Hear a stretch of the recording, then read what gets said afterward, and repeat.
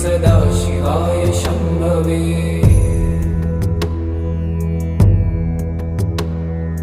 मधुरिपुविधि शक्रमुख्य दैवरपि नियमार्चित पादपङ्कजाय कनकगिरीशरसनाय तुभ्यं व्रजत सभापतये नमः शिवाय। हालास्यनाथाय महेश्वराय